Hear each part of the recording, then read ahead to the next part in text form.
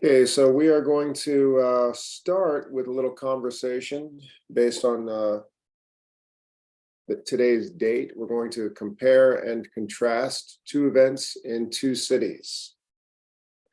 Then we're going to pick up where we left off last week, discussing the lecture of Iwan Ban. Then we'll take a break. And then we're going to get into the textbook. And I have supplementary material.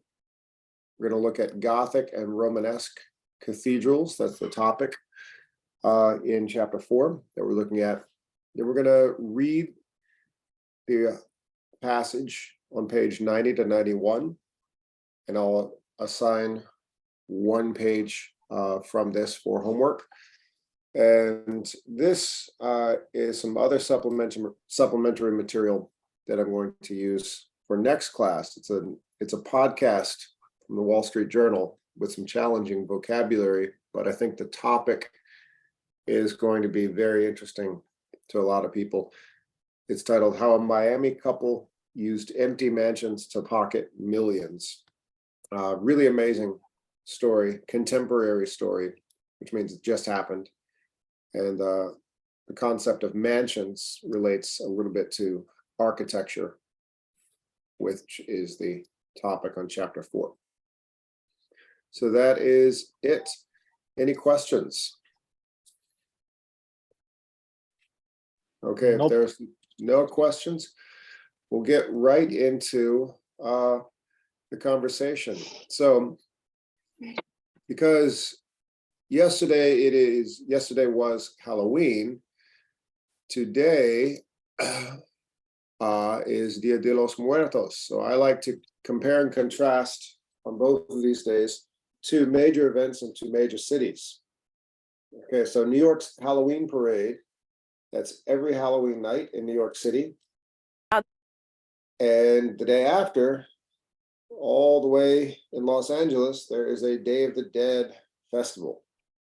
So what I like to do here is take a look at both of these festivals, one at a major city on the East Coast, one in a major city on the West Coast, and compare and contrast the two, because I think it's a great opportunity to look at the broad cultural influences across this country. So every year in New York City, there's a Halloween parade. I'm going to pull up the video panel now. Okay. How many of you have been to New York? Okay, I see 1, 2.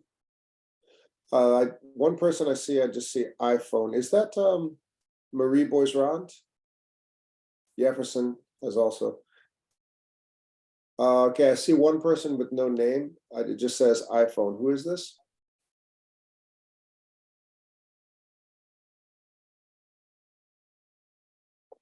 I'm going to send you a message in the chat. Please identify yourself.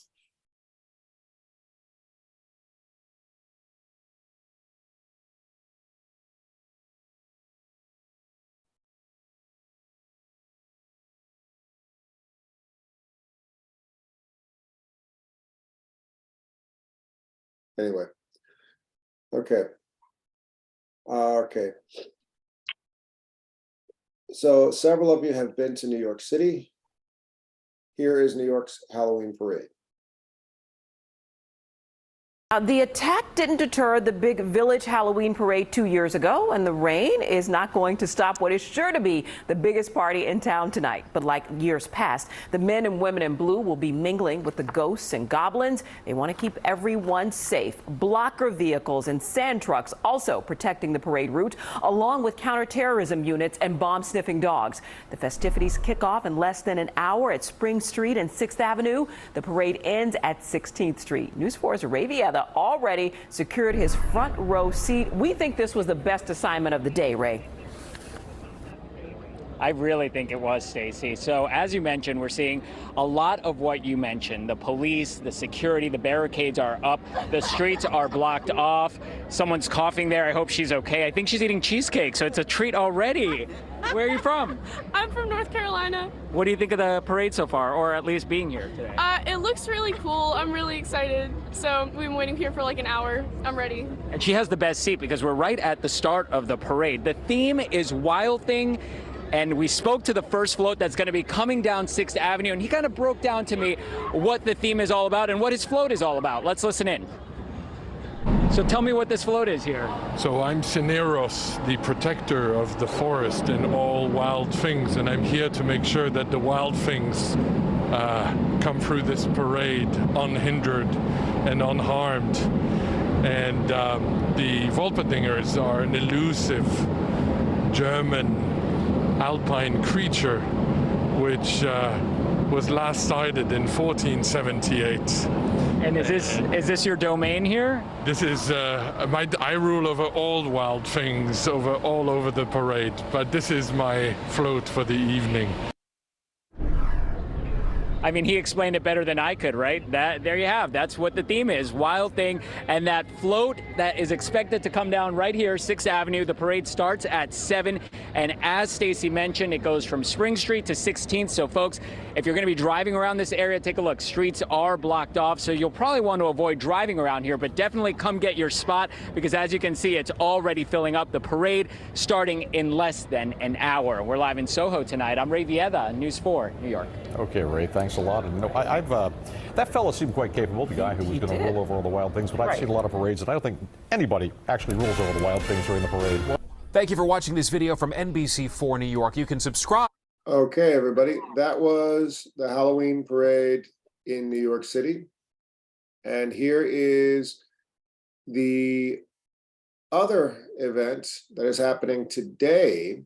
So one is on October 31st, and this is November 1st. Los Angeles holds the Day of the Dead Festival.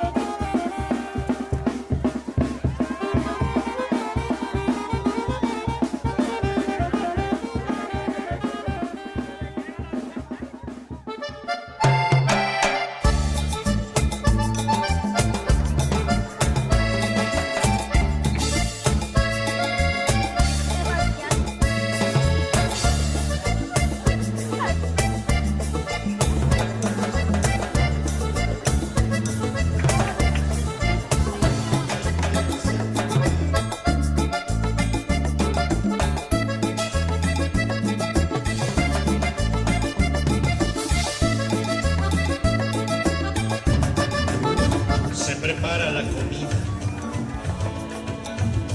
especialmente la que gustaba a las almas servidas, la bebida.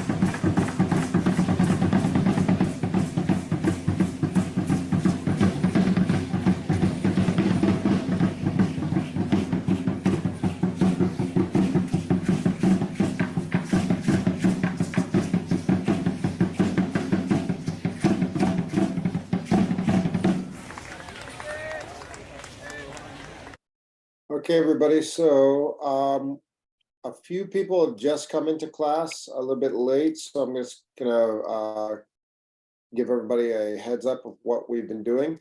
Here is a video of the annual Halloween parade in New York. This was shot a couple of years ago. What it is, every year in New York, there's a huge parade, and there it is. So there's a big parade, starts in right in the Village and goes all the way up 6th Avenue. So for those of you who visited New York, you might be familiar with this geography. Big parade in New York for Halloween. And on the West Coast, there's a huge Day of the Dead festival in Los Angeles, the day after. So what I like to do here is use the, let's see, I like to use the, hang on 1 second. I like to use the whiteboard to compare and contrast both. So here is a Venn diagram.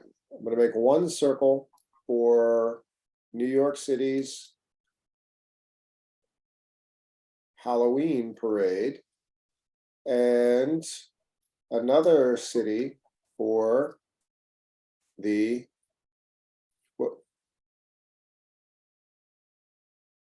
what just happened? Let me try this again. And another circle for the Day of the Dead festival in Los Angeles. So what I want to do is identify how these two festivals are similar and different. And even if you just arrived and weren't able to watch both of the videos fully, you can just use a little bit about what you know about both holidays. So Halloween, that is October 31st, and New York City is known for the Halloween parade. Well, Day of the Dead, Dia de los Muertos, that is November 1st, in Los Angeles is famous for the Day of the Dead festival. So here's the question. How are they similar and how are they different? Can anybody think of some obvious similarities? Similarities we put right in the middle. Same day. Oh, sorry. It's okay. What was that? Let me bring the video panel up. Ladies first. Here we go. The similar is both holiday use custom. Custom is well, that's basically what a holiday is. But tell us more specifically, Norexi. Yeah. Day Dead and Halloween, everyone use another clothes for something different that him or that person. There's the word you're looking for. Costumes. They Custom. both involve costumes. Exactly. Yes. Custom. Yes. Sure. They both involve costumes. All right. Custom. Great. Let's find another similarity. Was that party? It's a big party. Okay, yes. They both are fun. They both have a celebration. Yeah. Both celebrate something. Andre, you were going to say something? Culture. Let's go specific. What well, okay. So yeah, they're both distinct cultural. The culture is for celebrate the people died. Okay. Or remember. Or we could say, okay, yeah, remember. Honoring the dead. Okay. Yeah. Well, are we both? Well, maybe that could be a contrast. So Day of the Dead is definitely honoring the dead, specific people. Honoring, from what we know about the Day of the Dead festival, we do know that it's honoring the dead. And that's, by the way, everybody can tell my background for today, right? So here's Halloween on Yes. one side and here's Day of the Dead on the other side. Now, honoring the dead, there are a lot of customs around the world. Chinese have a custom called Qingmingjie, which is the tomb sweeping festival. It's a national holiday where everybody is supposed to go to their family's cemetery and clean the grave and offer gifts to the dead, which is really similar to Mexico's Day of the Dead. And a lot of cultures have something similar where they're honoring specific people who died, honoring the dead. Does Halloween honor specific people? Like, do people who celebrate Halloween think about their family? And No. I Right, think it's a little Halloween bit they different. celebrate. Yep. Do you hear me? Yeah, we can hear you, Jefferson. Go for it. Okay. I think the Halloween party they celebrate for the witches and all that kind of stuff. It's different to the Mexican culture or the Day of the End. That's what I think because Yeah. it's so different. So celebration of what? What is it all about? It comes from a British tradition, Witches, Hallows Eve. witches. Perhaps, yeah. That's what the city of Salem is famous for. If Exactly. anybody Yeah. joined, did anybody join Ashley yesterday in Salem? No. I couldn't Okay. yesterday, no. So yeah, the city of Salem is famous for the Salem witch trials, when the Puritans executed lots and lots of people, accusing them of being witches, possessed by the devil, and all this stuff. But Halloween is kind of a celebration of what? Let's just keep it simple. The holy people, because it's a celebration that United States received from New England when historical they come here in the past. Okay, you're talking about the Puritans. Yeah. The Puritans. Okay. It is so yes, Halloween does come from England. It's a British influence. That's the point that you're making right there. So let's just say British influence, definitely. British influence. So yeah, Halloween does come from England, and it was started as Hallows Eve. And what Jefferson was saying, like the witches and goblins and all kinds of monsters and things, we can say a celebration of the supernatural.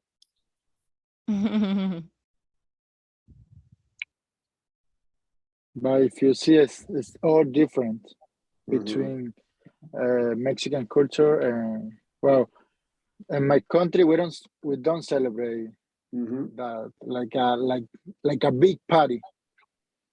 We celebrate that day, but you just go to the cemetery and put new flowers to your family or friends who's died. But that's all. Are you talking about this holiday called are you talking about All Saints Day?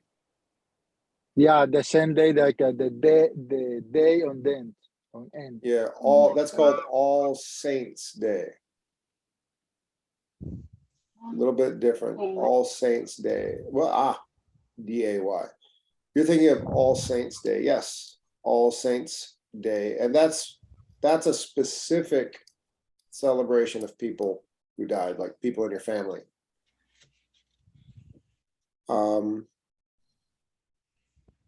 Let's see. So let's can we think of some more comparisons and contrasts to fill up this Venn diagram here? And New York City has a big Halloween parade. People come, if you're in New York City the week of Halloween, people want to see, oh, well, let's go to the parade. If you're in LA that same week, people think, oh yeah, let's go to that Day of the Dead festival. That's going to be so fun. There are two celebrations on different parts of the country. You can see the culture. In Los Angeles they make a big party, music, food all over the place. Okay, New York, it's music and food. There you go. Good observations. Specific New York, food. let's just make a big celebrate or make a big sculpture to demonstrate how was the Halloween party. It's so different. People do work really hard to make elaborate costumes. Yes. Like it's a big deal if you design a costume for the New York City Halloween parade. People work for a long time. I'm going to make this great costume and show it off and go to New York and be in the parade. So that's a big deal. Something like carnival, like they make a huge car and make like something. I never been there in that time, but I'm like, it's kind of that, like a carnival in Brazil. Yeah, it's very similar, except the people are not. You're not allowed. The people are kind of blocked off. They're standing on the sides. It's a little more structured. There's not as much like dancing in the street. It's like a cold carnival. It's a little bit chilly. Costume, but it is like a carnival. And about the food, in the Halloween, the food is candy. Yes, good observation. Candy. The kids all want to trick or treat. Did you take your kids are a little bit? Do your kids still trick or treat, Norexi? Yesterday I went with my step granddaughter and another child. Was very fun. Yeah, I took my kids trick or treating. We went with 2 other families. It was a lot of fun as well. So costumes, candy, the people, candy for the kids. The people. Los Angeles is close to the Mexico. There you go. It's close to Mexico. There you go. A lot of people speak Spanish there. Or the New York is different. All the people is speaking in English. A lot of people is speaking in English, and you can to listen, explain in the one dance, and the guy said, you remember your parents with your food, with your drink. I don't know. You're talking about something very, very important, Andre. The people is different. Yeah.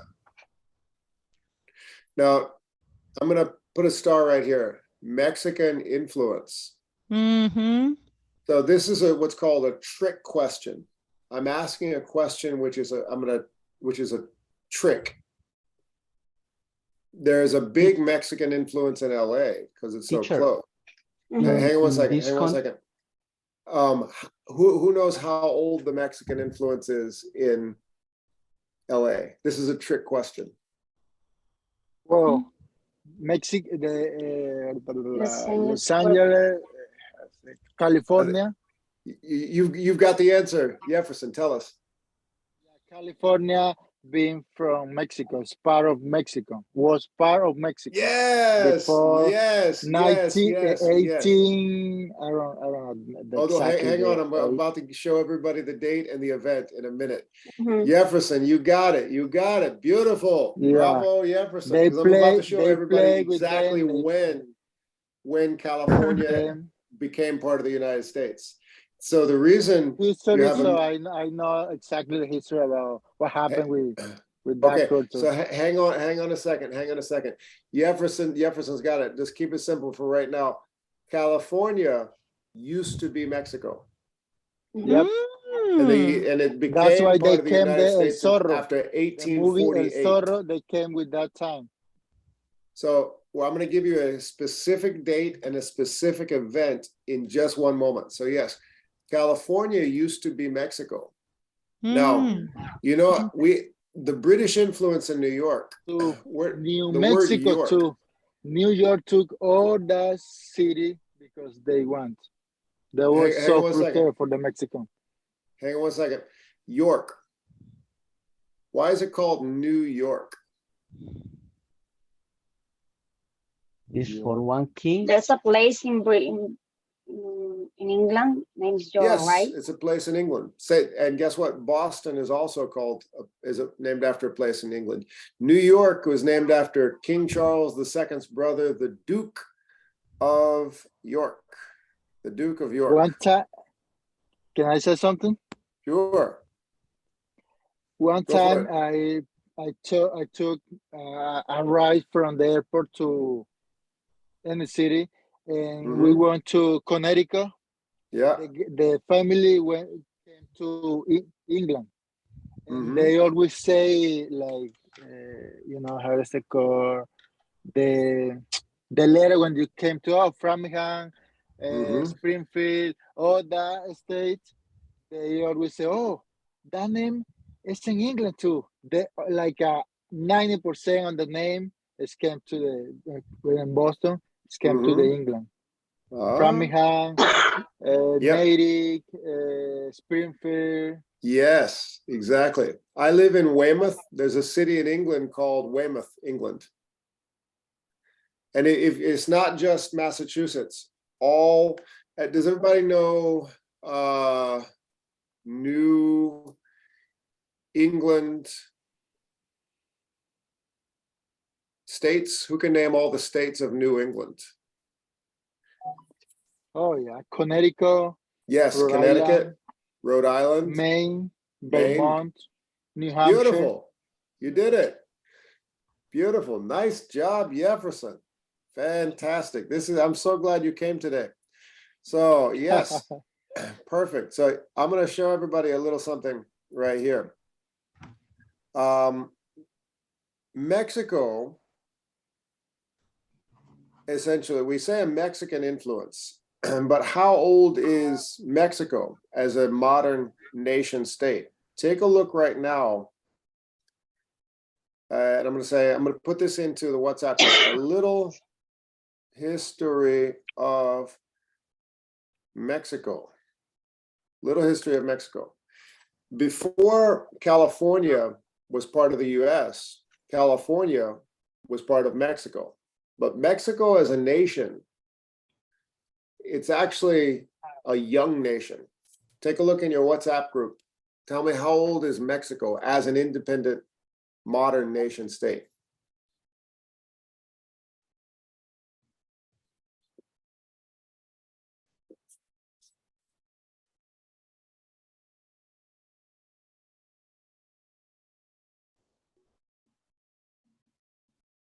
Eighteen ten. 1810. Wow. Yeah. Every country was independent. That day my country Well, was independent. 1810 was really the beginning of their independence. If we got a fact that when Spain, they were getting independence from Spain. It was officially recognized the way our independence, war for independence started July 4th, 1776. America wasn't recognized until that conflict was over, 1789. So Spain left, hands off Mexico, after 1821. So that's like 11 years where Spain was fighting for independence. So shortly after they became their own country, that is when Mexico is fighting for another war with its neighbor, the United States. So I'm going to send a screenshot of New Spain. I'm going to pull up this map of New Spain right now. There we go. Okay, now I'm sending a map of New Spain. Here we go, all in the WhatsApp group. And if you're watching the recording, just check the WhatsApp. So here we go. Okay, I just circled it. Whoop. Let me actually change that. I circled too much. Hold on. It's coming. There we go. That's a better map. Okay. So now I'm circling this map to show how big New Spain was. Okay, take a look in your WhatsApp group now. Now here we go.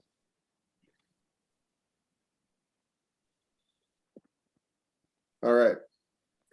Okay, everybody, take a look at how much Yes. territory, how big New Spain used to be. Before see? Mexico, it was called New Spain. The way the British who arrived here took this territory and called it New England. Wow. Take a look how big New Spain was. Wow. Oh, I see wish Texas, if New everybody could turn their Mexico. cameras on right now, I'd love to see this facial expressions on everybody. Wow. New Spain was huge.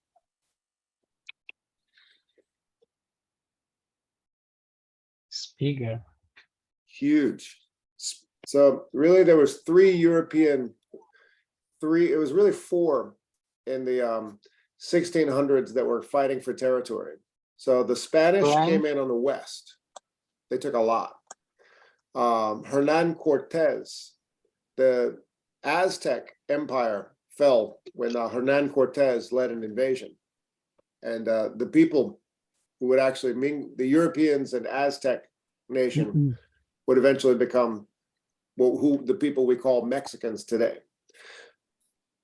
In the middle, the French took Louisiana territory, but the French didn't really go inland. That was still native territory. The French really stayed in the south with the city of New Orleans and did their trading there. The British moved in on the east where we live. So that's why we have a British influence on the East Coast. So if you travel around America, you can see the different European influences. And the fourth presence would be the Dutch from Holland. Before the British took New York from the Dutch, it used to be known as New Amsterdam. But the Dutch didn't really move in further beyond New York. They did try to do some trading and take more territory in Connecticut. But the three big powers were really the Spanish on the west, the British in the east, and the Gulf Coast in the middle would be the French. So that's the European influences that would eventually create this big country that we're in today. So that is pretty much an answer of why in New York City, you've got this British influence of a Halloween parade, and you've got the big Day of the Dead festival, which is more common in the West Coast. So now, Jefferson, you're going to love this. I'm leaving my whiteboard and going back to my slides. Here we go. So Jefferson had the answer to this question a moment ago. So the question I posed, why would these two similar holidays be more prevalent in different parts of the country? Jefferson, tell us what you told us a minute ago. I don't remember what I say. It's okay. So, Norexi, what did Jefferson say? About the geography, history from California and New York. Yeah, if you live in Southern California, you're going to be very aware of the Day of the Dead festival. If you live in, say, Boston, New York, Philadelphia, Day of the Dead is going to seem farther away, and you're going to be more accustomed to the Halloween tradition.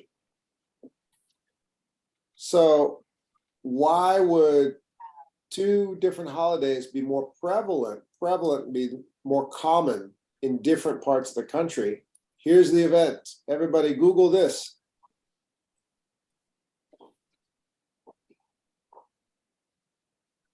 So this is the event. This is exactly when California became part of the United States.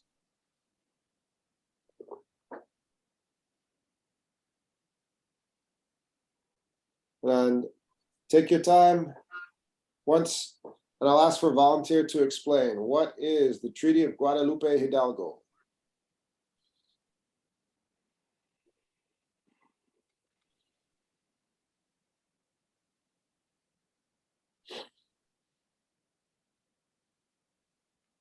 It's a treaty put it the end of the war between Mexico and USA.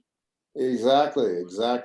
Yes, so this is the end of the US-Mexican War, which lasted about 2 years. Beautiful. So, this treaty guaranteed America a lot of territory. Who can tell us more about what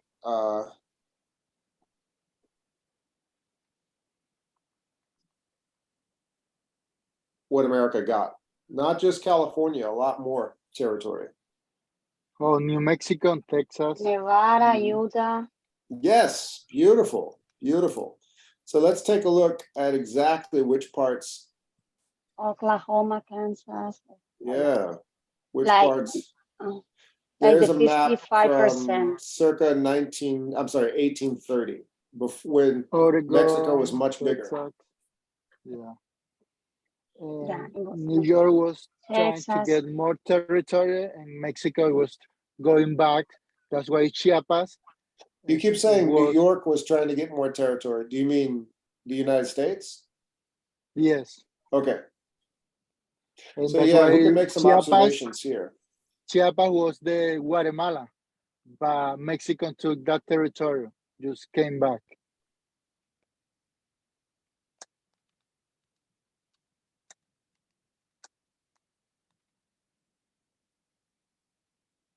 So what, if we look at this right here, if we just draw the line where Oregon territory begins, and once Mexico became independent from Spain, Mexico was really huge.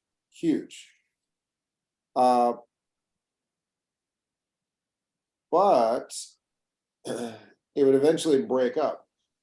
Texas right here, Texas And would Florida gain, too. Florida was from the Spain too. here we go. Most of Latin America was. So Texas would break away. There would be a movement to break away from Texas. I'm sorry, Texas to break away from Mexico. And then they wouldn't stop there. Eventually, there would be a war. I'm drawing a line that's not exactly accurate between the US and Mexico. And sounds funny, but gringo is when they say green, like the people came to the USA with the clothes green, and the Mexicans say green, go, como like verde, vete, green, go. That's the word. Nice.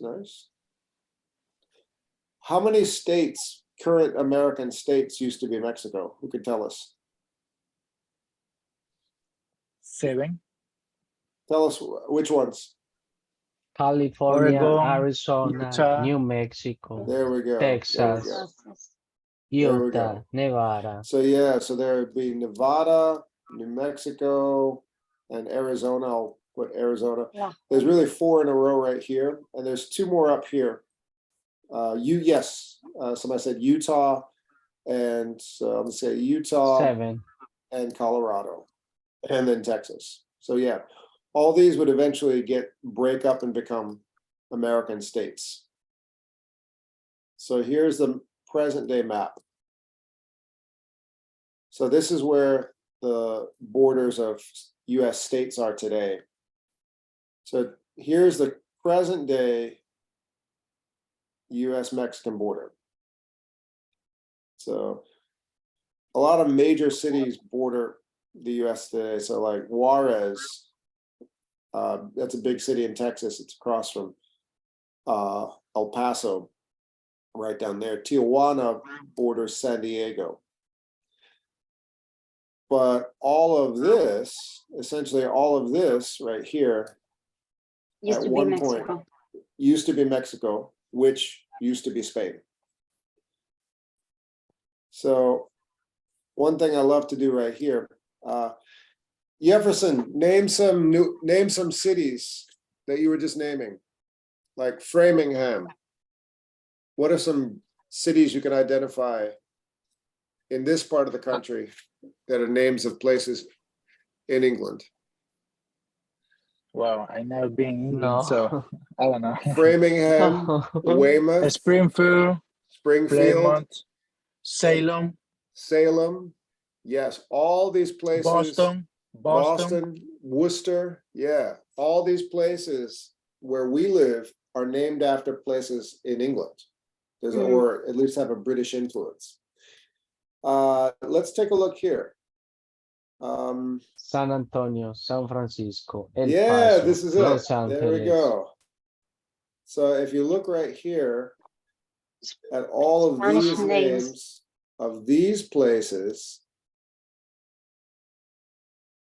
if you move Guadalupe west, Mountains.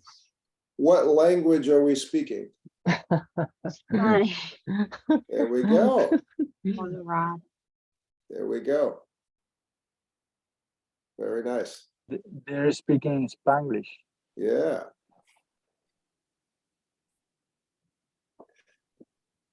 Very nice. Okay, so that's it. That's our conversation about Day of the Dead and Halloween for today.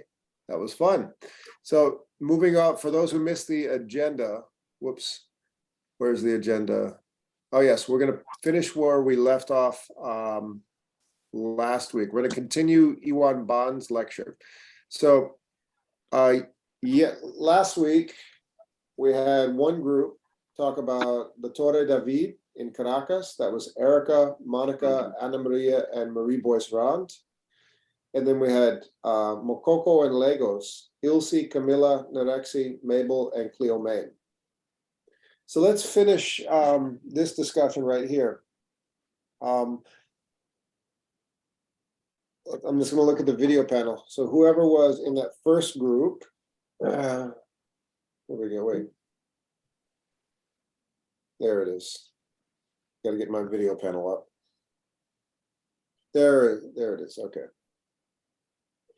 Okay, so we've got Ilse, Camilla, Narexi, Mabel, and Cleo Main in this group. So right now I see Camilla, Narexi, and Ilse. Yes. Tell us. Give us your observations about Mokoko in the city of Lagos from last week. Yeah. In Africa, Nigeria, there's a community based in Mokoko, Lagos, with 15,000 people who live in houses on top of the water, right? In this community, they have a strict structure. For example, electricity is very limited. The most common professions are fishing and making canoes. In this zone, they have theaters, they have tailors, supermarkets, and you can find fresh fruits at school. Yeah, and this is one example of how the necessity can afford to people create new environments for living. Nice job, Camilla. All right. Let's see, Ilse, any observations you recall you want to point out from this?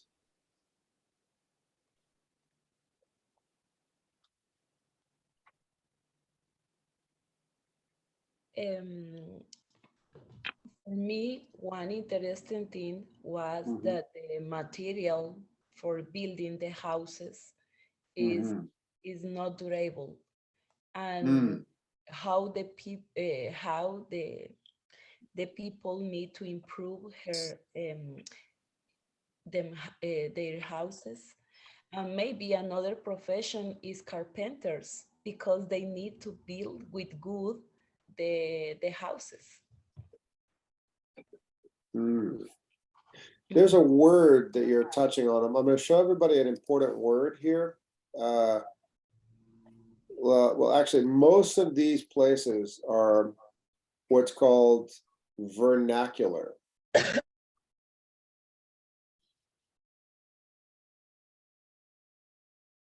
I think it's the same word in Spanish and Portuguese. When people describe favelas in Brazil, that's vernacular architecture. Vernacular means not built by professionals. Ilse pointed out they need contractors to build to ensure safety and quality. But most of these are vernacular, which means just people are just randomly finding materials and building them themselves, non-professionals, people who are not trained. So it's a little bit scary. People are just building homes with whatever they can find. That's vernacular architecture. Self-built.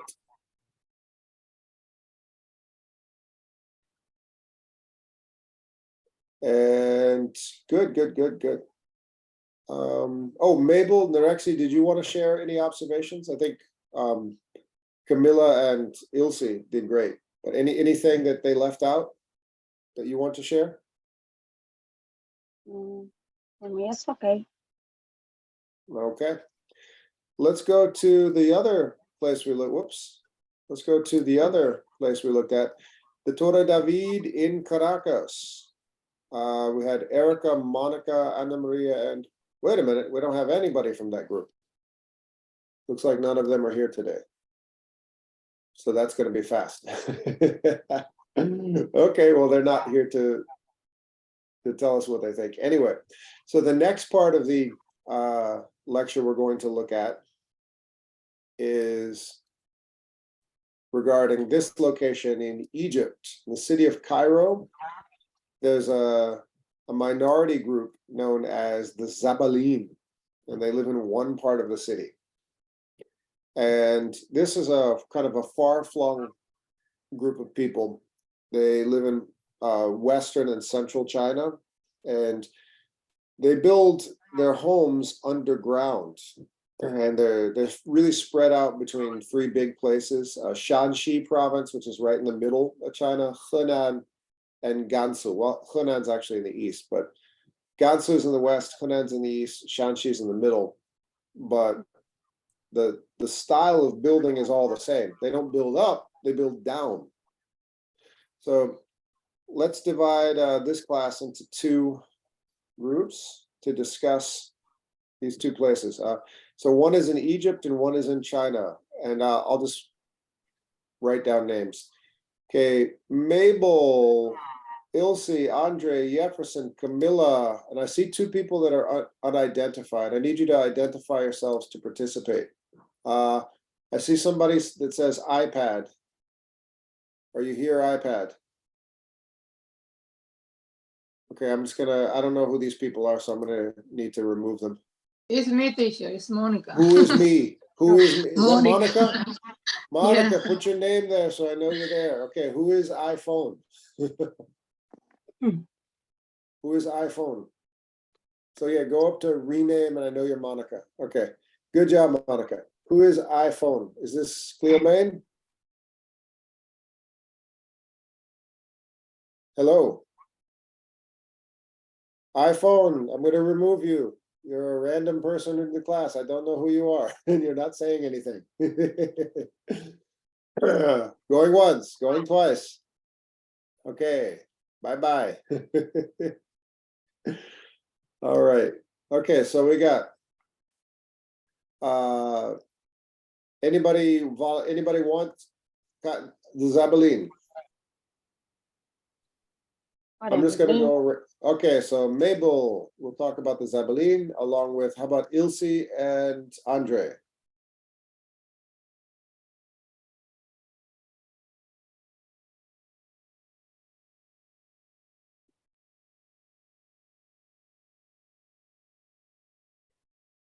Mabel, Ilse, and Andre, we'll talk about the Zabaleen. And then we've got Jefferson, Monica, and Camilla. It looks like we lost Narexi. Jefferson, are you spelling your name with a Y now or just a J? Y.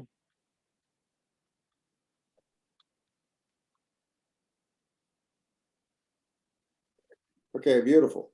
So for the next discussion, we will have, okay, we got 4 more minutes left in class. That's perfect. I'll play this part of the lecture. We'll take our break, and then you can go into breakout rooms. Here we go. So, the Zabaleen of Cairo, Mabel, Ilse, and Andre will discuss this community. The Yaldongs of various parts of China, Jefferson, Monica, and Camilla. So, let's go to it right now. The middle of his lecture where we stopped last week. So I'll play this part and then we'll take our break. Today they live in... Okay, so we stopped it right here, finished in Nigeria. Zabaleen in Cairo. Okay, the Zabaleen in Cairo. I'm going to disable the Zoom subtitles.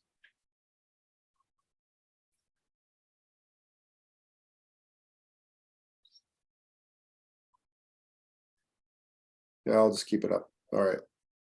They are descendants of farmers who began migrating from the Upper Egypt in the 40s, and today they make their living by collecting and recycling waste from homes from all over Cairo.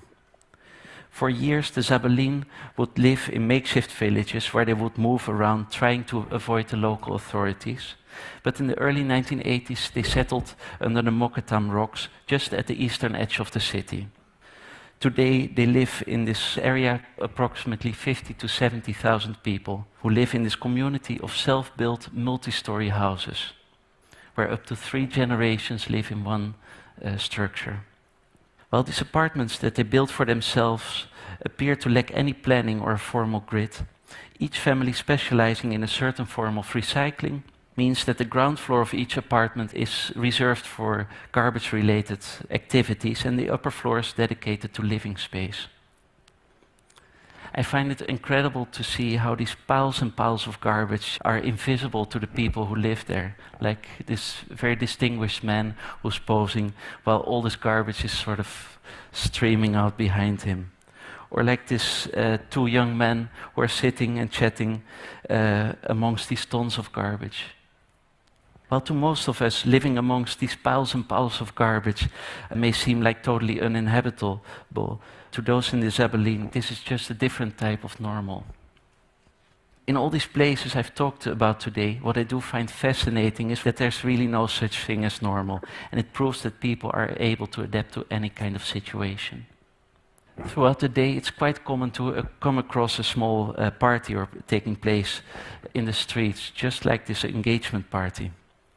In this tradition, the bride-to-be displays all of their belongings, which they soon bring to their new husband. A gathering like this one offers such a juxtaposition where all the new stuff is displayed and all the garbage is used as props to display all their new home accessories. Like Makoko and the Torre David, throughout the Zabaleen you'll find all the same facilities as in any typical neighborhood. There are the retail shops, the cafes, and the restaurants. And the community is this community of Coptic Christians. So you also find a church, along with the scores of religious iconographies throughout the area. And also like all the everyday services, like the electronic repair shops, the barbers, everything. Visiting the homes of the Zabaleen is also full of surprises. While from the outside, these homes look like any other informal structure in the city, when you step inside, you're met with all manner of design decisions and interior decoration. Despite having limited access to space and money, the homes in the area are designed with care and detail. Every apartment is unique, and this individuality tells a story about each family's circumstances and values. Many of these people take their homes and interior spaces very seriously, putting a lot of work and care into the details. The shared spaces are also treated in the same manner, where walls are decorated in faux marble patterns. But despite this elaborate decor, sometimes these apartments are used in very unexpected ways. Like this home which caught my attention while all the mud and the grass was literally seeping out under the front door. When I was let in, it appeared that this 5th-floor apartment was being transformed into a complete animal farm, where 6 or 7 cows.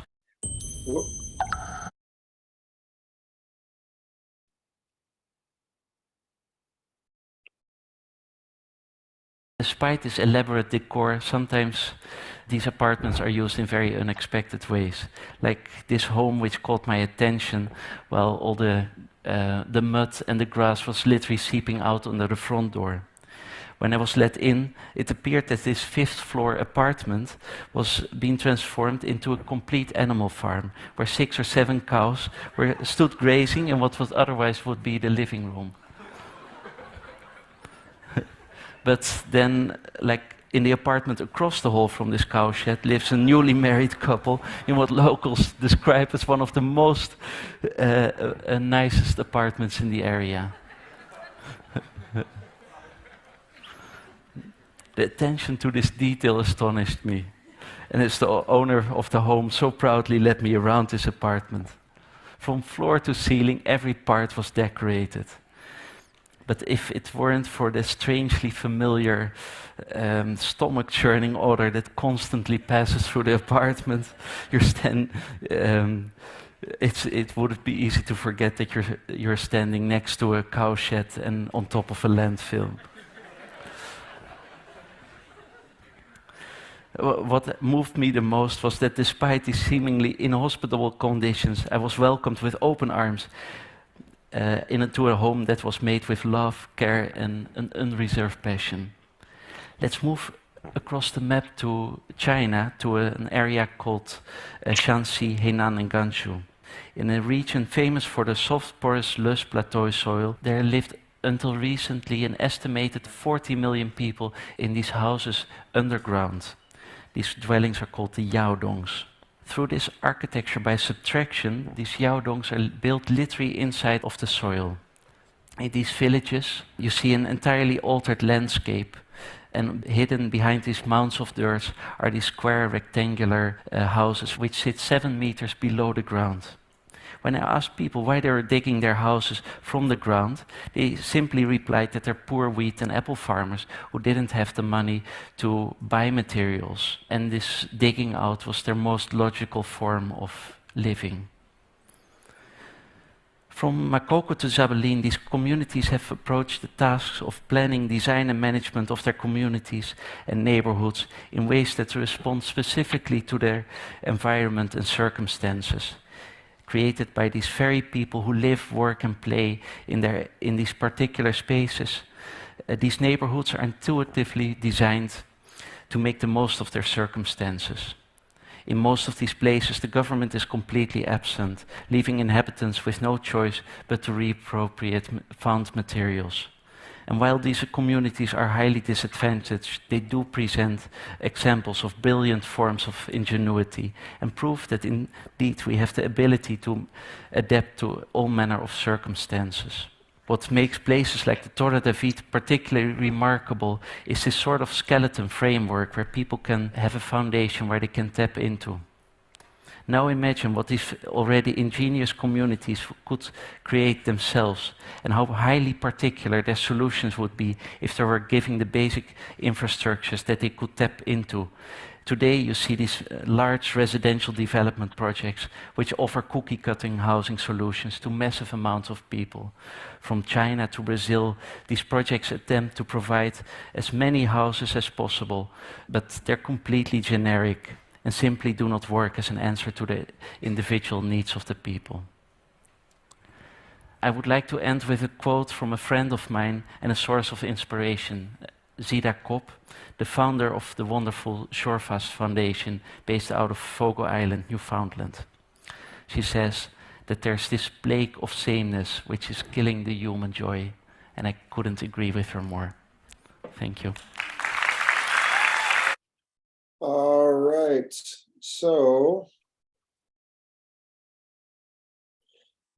okay, we looked at the Torre David, we looked at Makoko, and after our break, we're going to discuss the Zabelin and the Yaodongs. Let's take our break right now. Teacher, Yeah. One more thing, can you add me to the WhatsApp group? Who is it? Mabel? You're not in it already? No. Okay, I'll put you in right now. Okay, thank you. Here we go.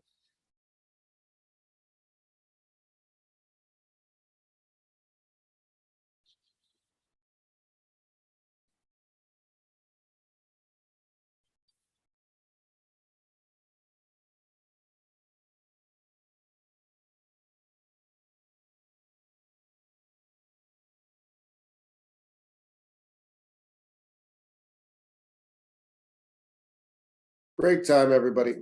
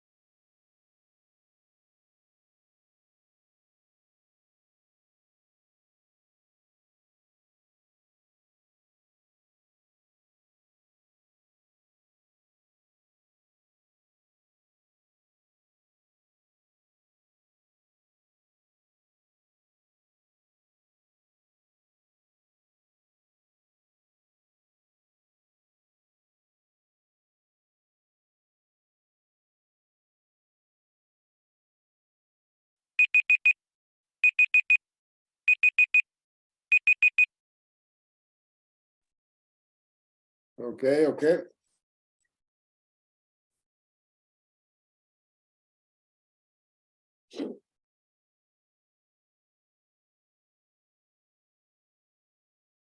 We are back.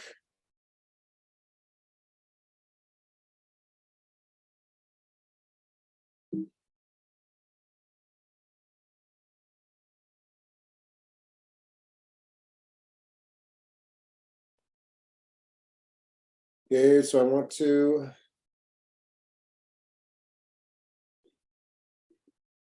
take a look and see who is here.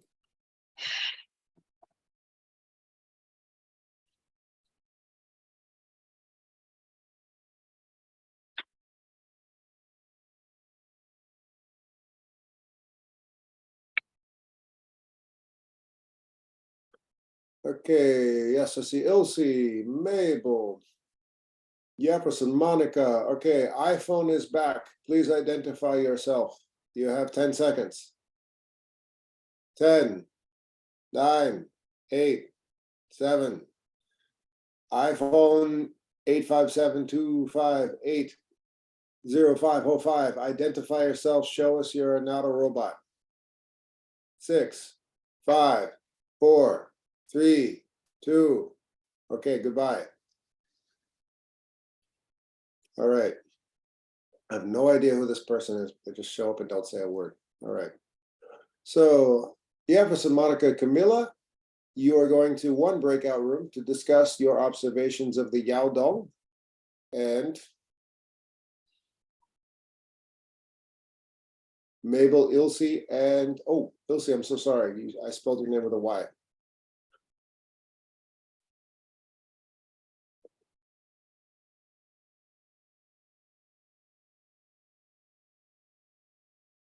Ilse and Andre, you will go to another breakout room. Let's do this.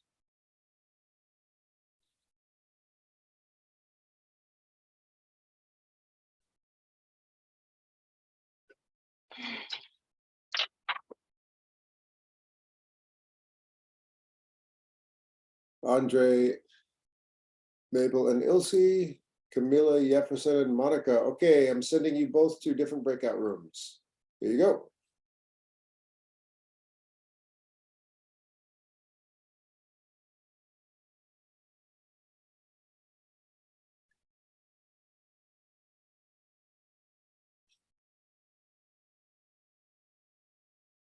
You can join your breakout room, Camilla.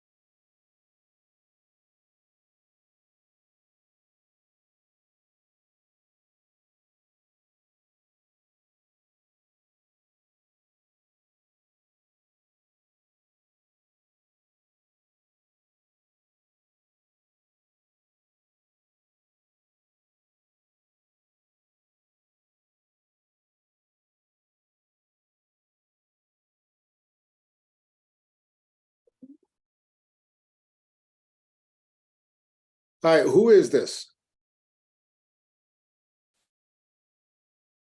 Who is this? I don't see a name here. You keep coming back in the class. I don't know who you are. Who are you? Please identify yourself.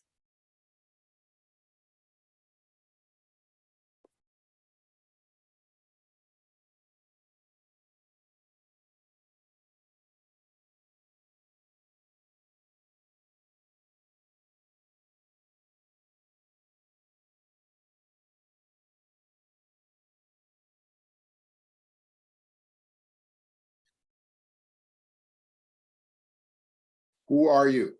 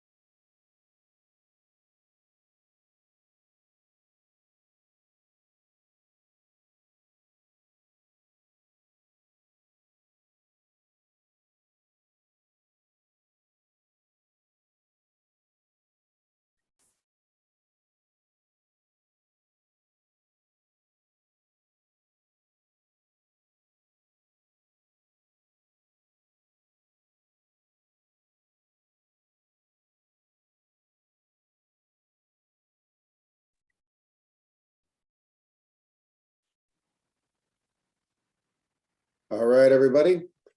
So let's finish up our conversation here. Okay, we've got the Zabaline of Cairo, and Mabel, Ilse, and Andre we're having a great conversation. Please share with us your wonderful observations. Whoever wants to go first. I'm going to start, and then Eileen, Ilse? because she else. Okay. Yep. As the central idea, we can say that in Sabalin, the local community of this city are dedicated to recycling and collecting waste from all over the Cairo as a way of life. Yeah, around this area, there's a lot of garbage, and I guess there's a bad smell in this area, right? In this place, there's no condition of life. You can find many houses. So underground, there's a place for recycling, and over the floor, there's the place where they live. The city sense here, like in Torredaví or Lagos, they have created the facility of life. So they have, like any neighborhood, the cafe, shop, church, beauty salons. Inside the houses, there's a wall very different from outside.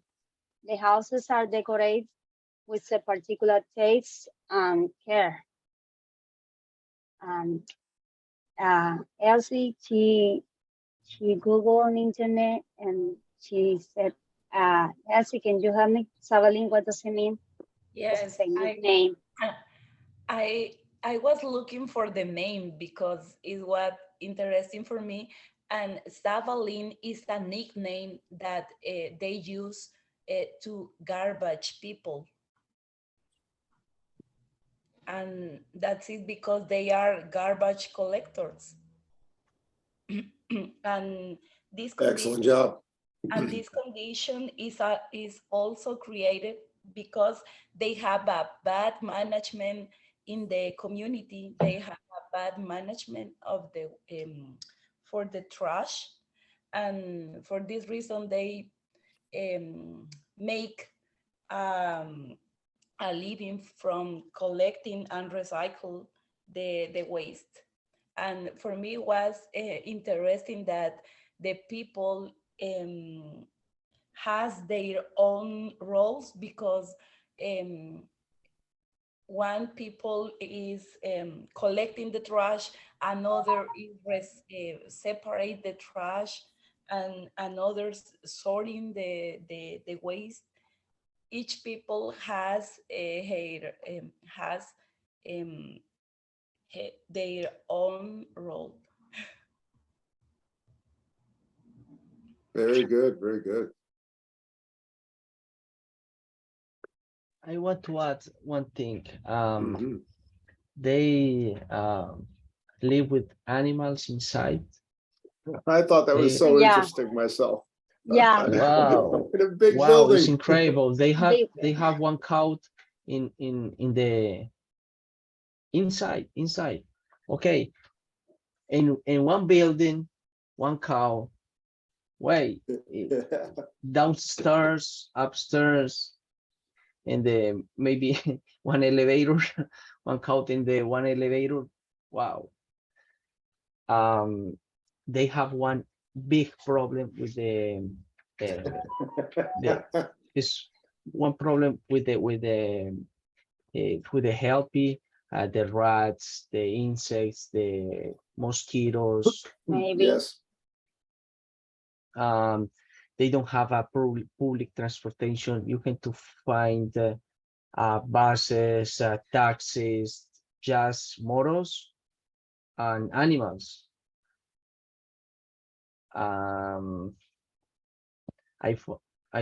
saw one as, I don't know, as is like Donkey. burro. Dog is burro. Donkey, yeah. Donkey, yeah. No, it's incredible. One cow in home. Even when they are no architects, they don't have how to design. They have tried to build and change a place according to their needs.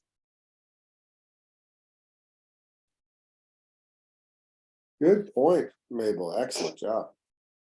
Great conversation here.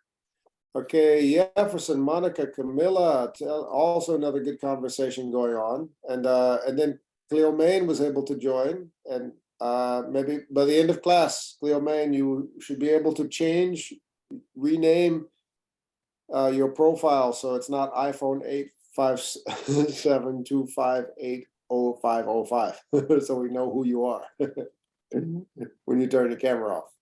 Okay, Jefferson, Monica, Camilla, tell us everything you learned about the Yaodongs. Okay, I will say something. Camila, if you want, you help me after me. Okay, so we will have to talk about Shanxi, Henan, and Gansu. This is in Chinese. It's 40 million people. They're living in houses underground. These Wailing and Colin Yaodongs. They're building literally inside of the soul. And the guy just who's take the video and ask them what they digging their houses from the ground, and they simply reply, because we're poor and we didn't have enough money to buy materials. Good work. Yeah, if you can't afford materials, start digging. Go down, yeah. Monica or Camilla? I read that it's easy for they can build below ground, because when it's cold outside, inside the ground is warm. So the people don't need heaters. And when outside is like a summer, is hot weather, inside is cold. So they don't need calefacción. And the people can access to the material for wool, so it's more easy for the government don't help these people. Good work. Good work. All right. Camilla, anything else to add?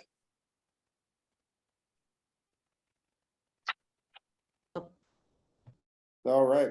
One word that I think Ewan Bond said, not only does the government not help these people, it said in all of the places he visited, and I'll just go over all the slides from Mococo to Zabalin, to the Torre David in Caracas, to the Yaldongs. We've gone from people making their own spaces in big cities to the middle of nowhere in the wilderness farms, to the water, all these different environments. Government is non-existent.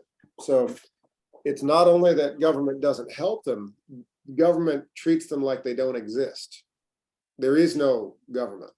So all various services that you think of where, okay, government does this, government does that. So many people around the world, there is no interaction with government whatsoever.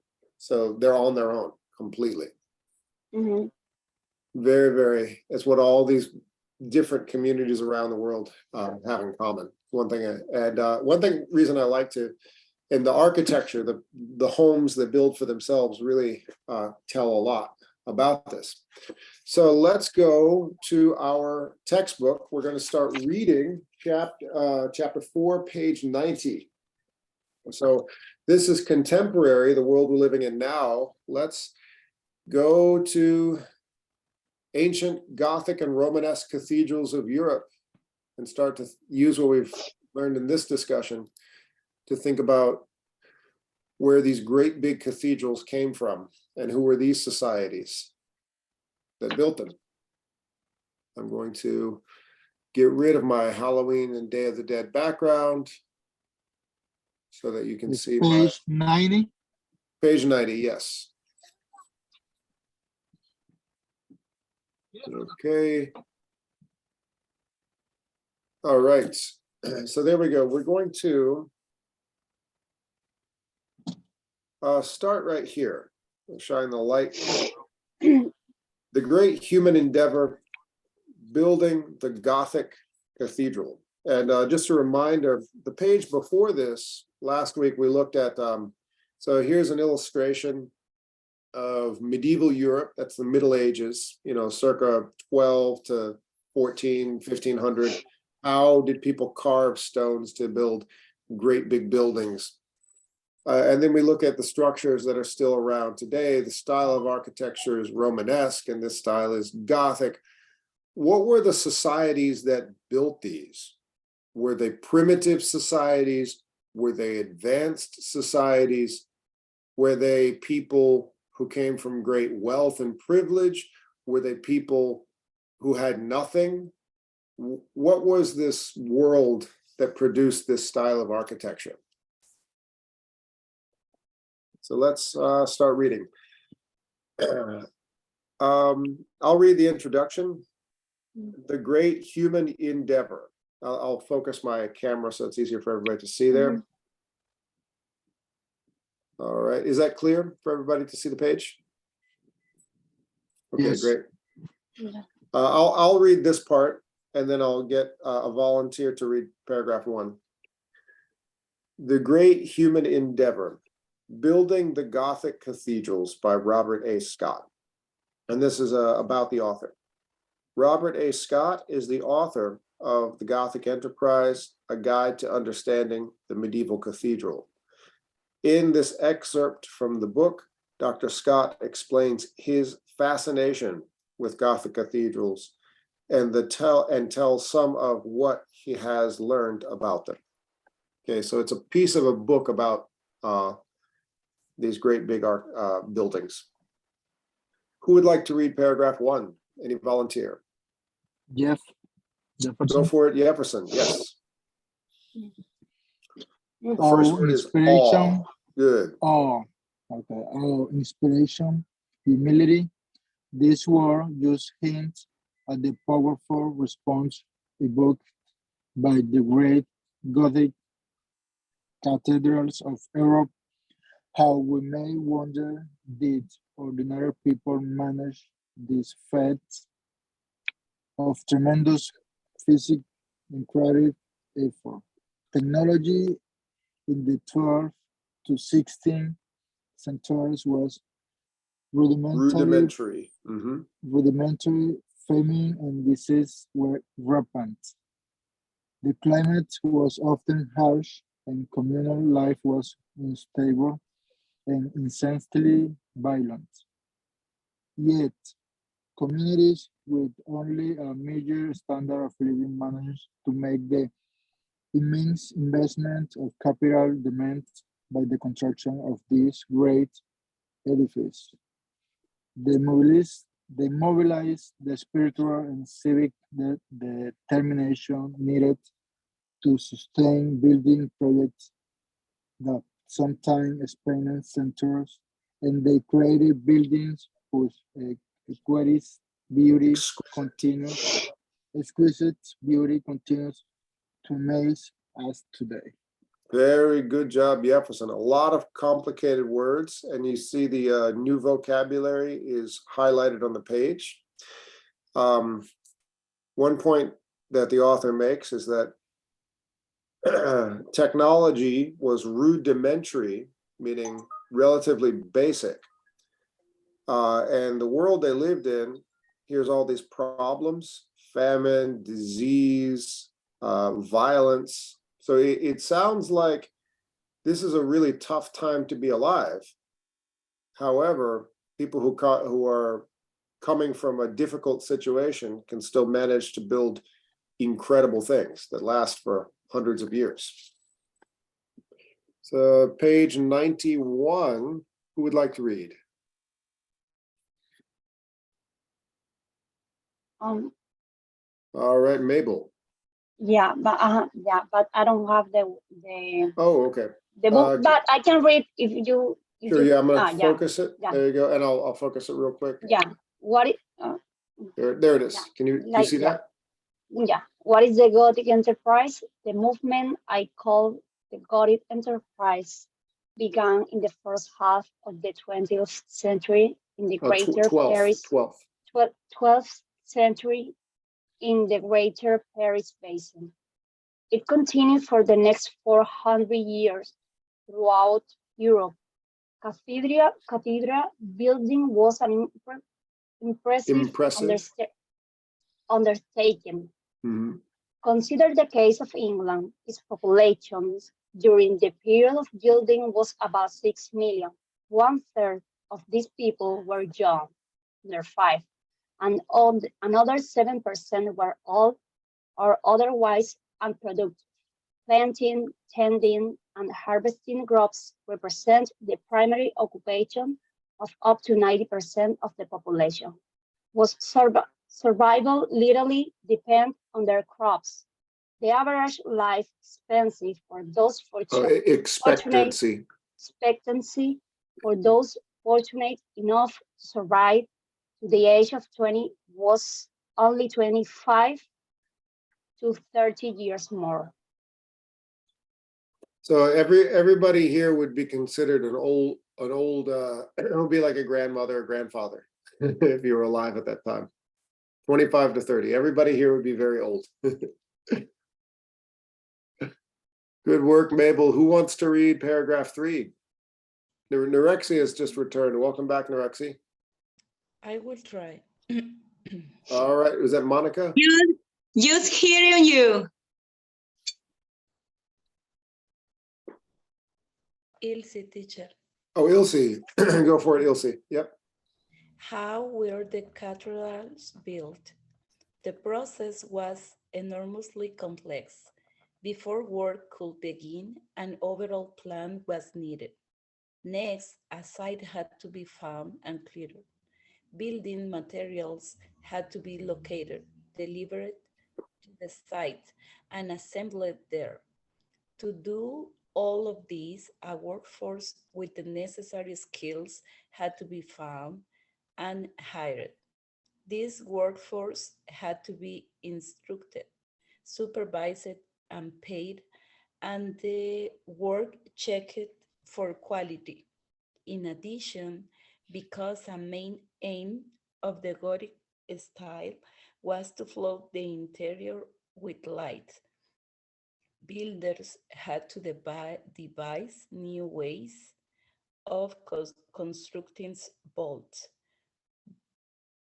buttresses and arches that will allow them to open the side walls for windows. All right, and then below there is a picture of the math and the physics. So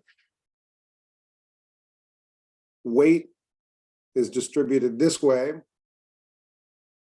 and this way, and then these are called buttresses.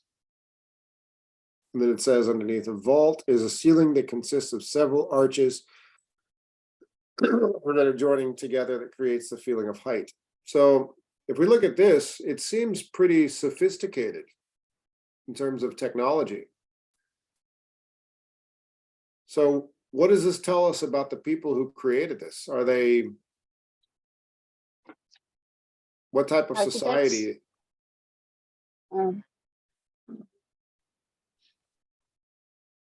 Is this a primitive society or is this a really advanced society? Let's talk for a minute. What are you thinking, Mabel? It seems like a society with knowledge of architecture. Yeah, it's definitely not a primary society. They have knowledge, how to build, the way you have to build, like civil engineers. Engineers, they have how to build, the way they have to, how to put the columns. Yeah. You know, how to make a great construction. Well, yeah, you pretty much nailed it. There's some sophisticated mathematics and engineering and a lot going on here. But if a society is advanced enough to create this, how come people are only living to the age of 25 and 30? And are dealing with disease and plague and constant war.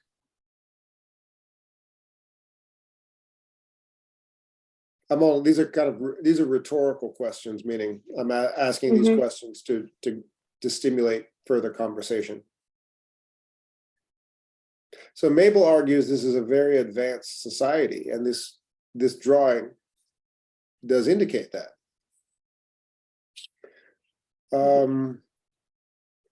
What if in 1,000 years we looked at pictures of the Zabaleen of Egypt living in garbage, the Yaldongs in China living in holes in the ground, the people of Mokoko, Nigeria, building homes out of scrap wood above the ocean? Would we look at them as primitive societies or advanced societies, sophisticated societies? Or the people in Torre David in Caracas making homes out of empty spaces in an abandoned building?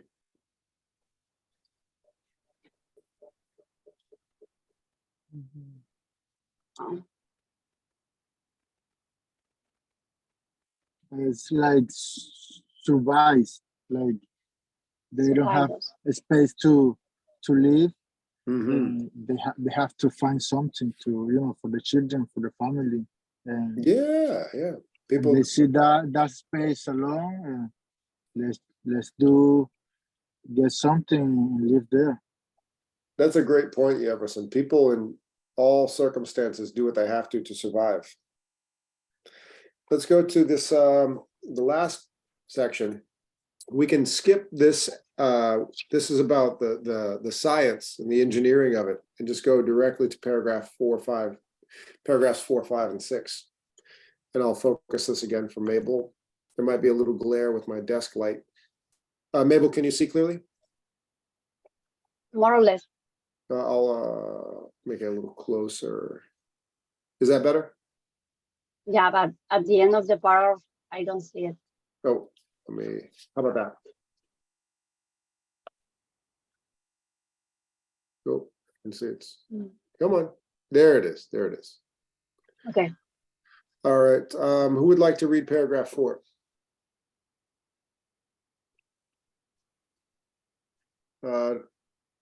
We've heard from. I want to try it.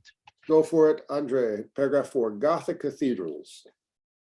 Gothic cathedral took a very long time to complete.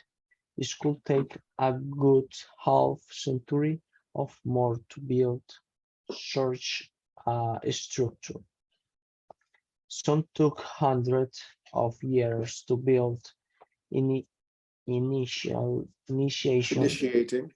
Initiating and bringing to complete a project of such scope and magnitude as the building of a Catholic cathedral obviously could not have occurred without having an enormous impact on the community that built it.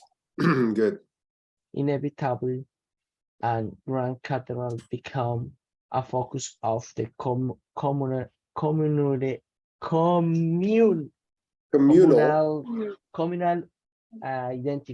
identity on the part of the cathedral captor responsible for building it. Bravo. This paragraph had a lot of tricky words in there. Nice job, Andre. So let's take a look at this part of the paragraph. It says,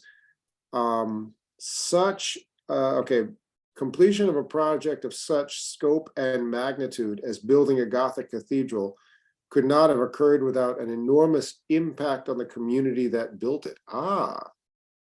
So we look at these great big buildings that are around, 700 years after it was built. What do you think? Well, I'll go back to this page. When you look at this,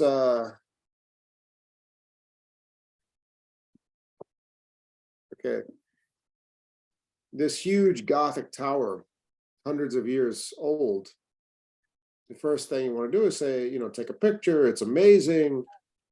What do you think might have been the impact of this on the community that built it? Let's pause for a minute. My house is more expensive. if I have one house close to the cathedral, it's more expensive. And it's one economic interest, and I don't know, I want to be close to the cathedral. It's more better for to live. I don't know. So whatever is happening must be happening around this great big building. And then now we can see why there was a picture of this illustration of people, just an interpretation of workers cutting stone and stacking everything. Were the people building these great big churches, were these places that they built improving their lives or not? What do you think? The people who built these great big structures. Improve the life? Yeah. No. So let's go back to the paragraph itself. So it says, these places could not be built without having an enormous impact on the community that built it. That's a poignant, remember the word poignant from last chapter? That's a poignant statement. building something of that magnitude, there's the word magnitude, it affected everybody living around it. For the better or for worse. What do you think, Monica? For the community, I think it's good because the people go for pray. Mm-hmm. But who pay the construction, the cathedrals? The government or the community or what? Well, that's one and the same. How does government get money? Where does the government get their money? Huh? Where does government get their money? What you say? Well, you said who pays, the government or the community? That's I the don't know money's who coming pays from for the same place. Yeah, who pay for the cathedrals? The government or the taxes? I don't know who pay for that. Somebody's paying for it. Yeah. Somebody has to pay. The people? That's an optimal question right there. I think we could probably stop right here because it's almost time to finish. I'm going to give everybody this true or false worksheet right here for homework. Very simple. You can start it right now. And for Mabel, what I'm going to do is I'm going to take a picture of this and put it in a WhatsApp group. Yeah. For you. Here you go. Okay, so there is, we'll just say page 93 for homework, and we'll go over it on Thursday and do some more other fun stuff. So A and B, page 93. Here you go. I'll say. We have to turn around to Google Classroom or yes. Okay. Yeah, we'll keep it on Google Classroom. Okay. Yep. And that's it. It's 12 o'clock right now. I guess we could stop it right here. I'll